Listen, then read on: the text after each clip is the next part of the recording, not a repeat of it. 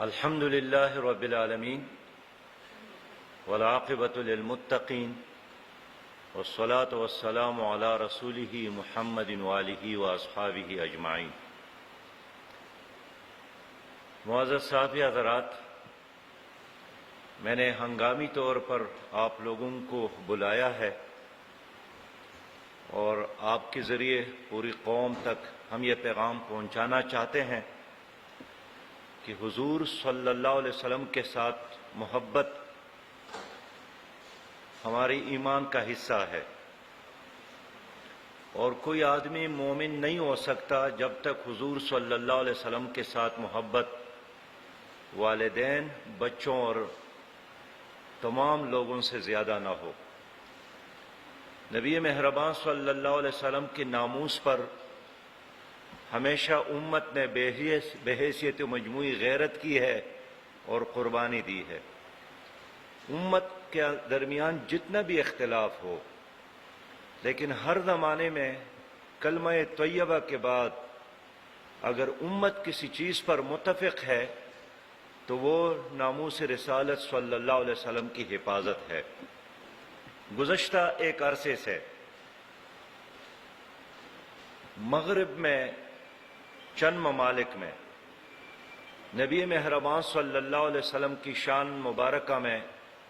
گستاخیاں شروع ہوئی ہے۔ کارٹون بنائے جاتے ہیں، بلکہ کارٹونوں کے مقابلے کروائے گئے،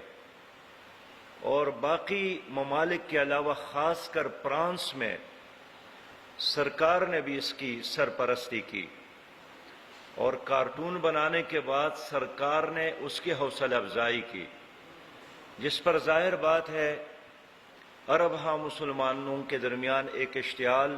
پیدا ہوا ہے، اور لوگ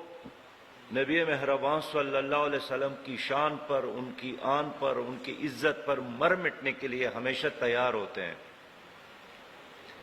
اسلامی دنیا میں ترکی نے بلند آواز سے امت کی ترجمانی کی اور فرانس کی اس اقدام کی مذمت کی، اور پاکستان میں بھی عوام نے بھرپور احتجاج کیا، اور اس احتجاج کے بعد حکومت نے یہاں ایک پولیٹیکل پارٹی کے ساتھ خود بیٹھ کر ایک معاہدہ کیا کہ ہم اس پورے مسئلے کو پارلیمنٹ میں ڈسکس کریں گے، اور 20 اپریل تک ہم فرانس کے سفیر کو ملک سے نکالیں گے، اور قومی اسمبلی میں بحث کر کے اس کے لیے ایک لائحہ عمل بنائیں گے۔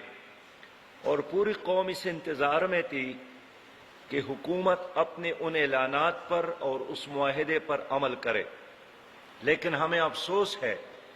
کہ حکومت کی نیت ٹھیک نہیں تھی، اور انہوں نے 20 اپریل سے قبل ایسے اقدامات کیے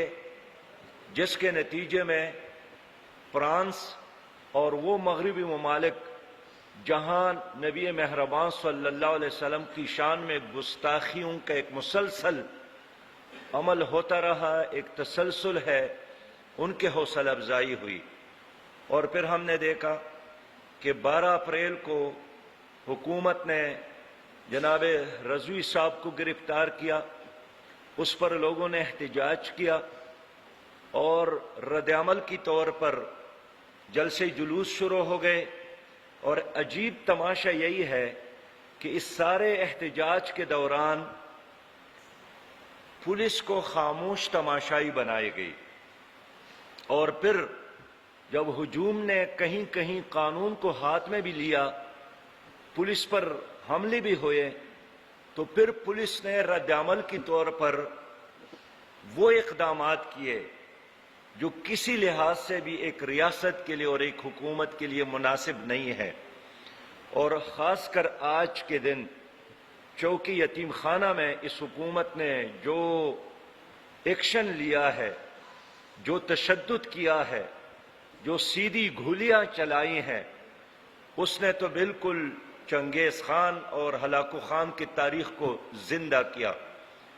اور ایک عرصے کے بعد ہم محسوس کرتے ہیں کہ حکومت نے پھر لال مسجد کے اس واقعے کو دہرایا جو ہماری تاریخ پر ایک بدنما داغ ہے۔ سرکار نے خود دہشت گردی کی اور غارت گھری کی، اور سرکار کے ان اقدامات کے نتیجے میں لوگوں میں اشتعال پیدا ہونا ایک فطری بات ہے۔ میں خود آج سفر میں تھا، آپ کو معلوم ہے آج ہمارے ایک سینئر کالم نویس اور اینکر سلیم صافی صاحب کی والدہ وفات ہوئی تھی۔ میں اس کے جنازے کے لیے صبح یہاں سے گیا، راستے میں یہ سارے واقعات میرے علم میں آ گئے تو میں نے فوری طور پر وزیر داخلہ شیخ رشید صاحب سے بات کی، علماء کرام میں سے جناب مفتی منیب الرحمان صاحب سے بات کی، ملی یکجہتی کونسل کے صدر جناب ڈاکٹر ابو الخیر زبیر صاحب سے بات کی، اور شیخ رشید صاحب سے یہ مطالبہ کیا کہ خدا کے لیے رمضان کے مہینے میں اس بلا جواز طاقت کے استعمال کو بند کیا جائے۔ ریاست اور حکومت کی مثال ماں کی طرح ہے، اور اگر آپ کہتے ہیں کہ ایک پارٹی نے قانون ہاتھ میں لیا، اس نے ریاست کو چیلنج کیا، تو اس طرح واقعات تو ہمارے ملک میں ہوتے رہتے ہیں۔ کراچی میں ہوئے ہیں، مجھے یاد ہے کہ بے نظیر صاحبہ کی شہادت کے بعد سندھ میں لوگوں نے ریل کو آگ لگائی، پٹلیاں اکاڑی، اور خود حکومت کہتے ہے کہ ارب ہاں کے نقصانات ہو گئے،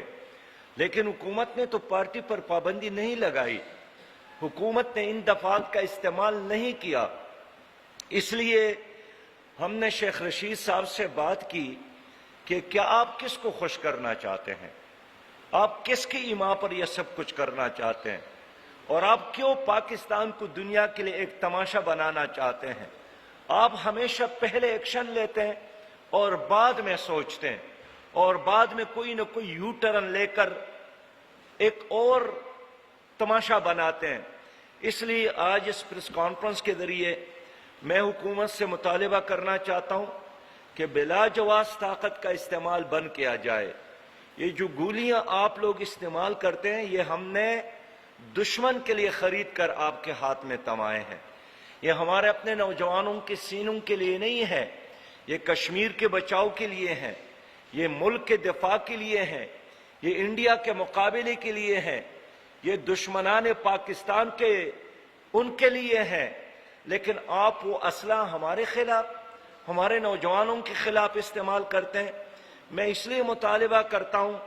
کہ حکومت نے جو معاہدہ کیا ہے، جن وزراء کے دستخط موجود ہے، اس معاہدے کے پاسداری کرے۔ دیکھیے، فرد اگر ایک معاہدے سے بھاگتا ہے تو بھی بری بات ہے، لیکن ریاست اور حکومت کبھی بھی اپنے معاہدوں سے نہیں بھاگتی، اور رات گئی بات گئی کی مصداق کبھی بھی ریاست اپنے عوام کو دھوکہ نہیں دیتی ہے، کبھی بھی حکومت اپنے عوام کے ساتھ مذاق نہیں کرتی ہے، کبھی وقتی طور پر جو مجبوری میں آ کر وہ کام نہیں کرتی ہے جو وہ نہیں کر سکتی۔ اب اگر آپ کہتے ہیں کہ اس کے نتیجے میں یورپ ہم سے پریشان ہوگا،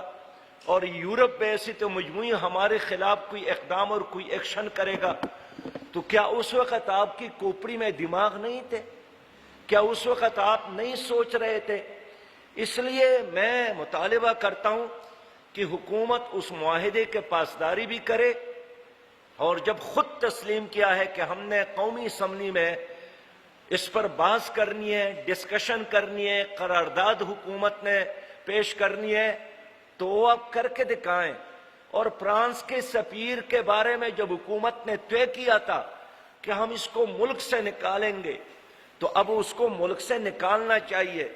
تاکہ باقی دنیا کو بھی یہ پیغام ملے کہ جو بھی توہین رسالت کرے گا، اسلامی دنیا 2.25 ارب مسلمان اس کو کبھی بھی برداشت نہیں کریں گے۔ اس طرح میں حکومت سے کہنا چاہتا ہوں کہ فوری طور پر ایک عدالتی کمیشن بنایا جائے، اور جتنے بھی واقعات ہو گئے ہیں اس کا جائزہ لیا جائے۔ اب کسی آئی جی پی کے سٹیٹمنٹ پر، اب کسی وزیر داخلہ کے سٹیٹمنٹ اور بیان پر کسی کو اب اعتماد نہیں رہا۔ آج لاہور میں اتنا بڑا واقعہ ہو گیا ہے، اور وزیر داخلہ ایک بازار کے معائنے کے لیے تشریف لے گئے ہیں۔ یہ غیر سنجیدگی کا انتہا ہے۔ جو شہری ہے وہ بھی پاکستانی ہے، جو پولیس ہے وہ بھی پاکستانی ہے۔ میں اس لیے حکومت سے مطالبہ کرتا ہوں کہ فوری طور پر پوری قوم اور سیاسی قیادت، قومی قیادت کو اعتماد میں لیا جائے اور پولیس کو مقابلوں میں نہ لایا جائے، پولیس کو مقابلوں کے لیے استعمال نہ کیا جائے۔ پولیس قانونی کارروائی کے لیے ہے، غیر قانونی کارروائیوں کے لیے پولیس کا استعمال یہ 100% ناجائز ہے۔ یہ آئین کے خلاف ورزی ہے، یہ قانون کے خلاف ورزی ہے۔ میرے اپنے علم کے مطابق بے شمار بے گناہ لوگوں کو گرفتار کیا ہے اور کل اس کو ریمانڈ کے لیے مزید جیلوں میں اور مختلف تھانوں میں بھیجے ہیں۔ میں ڈیمانڈ کرتا ہوں کہ تمام بے گناہ گرفتار لوگوں کو رہا کیا جائے اور چند لوگوں کی جذباتی عمل کی وجہ سے آپ پوری سیاسی جماعت پر بین نہیں لگا سکتے۔ چند لوگوں کی جذباتی اقدام کی وجہ سے، جس کو سمجھنے کی ضرورت ہے، جس کو ایڈریس کرنے کی ضرورت ہے، جس کو مطمئن کرنے کی ضرورت ہے، آپ میرے ملک میں ایک ایسی روایت کو قائم نہ کریں۔ حکومت تو ایک سیاسی پارٹی ہے، یہ کام تو عدالت کا ہے، یہ کام تو الیکشن کمیشن کا ہے۔ حکومت اگر کوئی اقدام کرتی ہے تو ان کے ساتھ تو ہمارا مقابلہ ہے، سیاسی مقابلہ ہے، الیکشن کا مقابلہ ہے۔ کس نے حکومت کو یہ اختیار دیا ہے کہ آپ اپنے ایک مد مقابل پارٹی کو بین کر لے؟ اس لیے بے گناہ لوگوں کو رہا کیا جائے اور حالات کو نارملائز کرنے کے لیے مذاکرات بھی کیا جائے۔ میں نے آج مفتی منیب الرحمان صاحب سے بھی رابطہ کیا، جناب ڈاکٹر ابو الخیر زبیر صاحب سے بھی رابطہ کیا، ان سے بھی یہی کہا کہ حالات کو نارمل بنانے کے لیے آپ لوگ بھی اپنا کردار ادا کریں۔ اور کل منصورہ میں ہم نے ملی یکجہتی کونسل اور دوسرے علماء کا اجلاس بھی بلایا ہے تاکہ ہم مل کر اجتماعی طور پر اس سچویشن کا جائزہ لے لیں اور اس سچویشن سے اپنے ملک کو نکالنے کے لیے ہم اجتماعی کوششیں جاری رکھیں۔ سب سے بڑی ذمہ داری حکومت کی ہے۔ حکومت نے ظلم کیا ہے، حکومت نے مس ہینڈلنگ کی ہے، حکومت نے یورپ کو خوش کرنے کے تمام اقدامات کیے ہیں اور شاید FATF کے معاہدے کو کامیاب کرانے کے لیے سب کچھ ڈیزائن کیا گیا۔ رمضان کے مہینے میں اقدامات کرنا، رمضان کے مہینے میں گرفتاریاں کرنا، رمضان کے مہینے میں لوگوں کو شہید کرنا، یہ سب کچھ مجھے ایک فری پلان لگتا ہے اور شاید حکومت اپنے مقاصد کے حصول کے لیے انہوں نے اس ڈرامے کو سٹیج کیا ہے جس کی ہم مذمت کرتے ہیں۔ اور میں امید رکھتا ہوں کہ حکومت اس ساری سچویشن کا خود ہی جائزہ لے لے اور ایک عدالتی کمیشن بنا کر پوری سچویشن سے عوام کو آگاہ کر لے۔ بہت شکریہ۔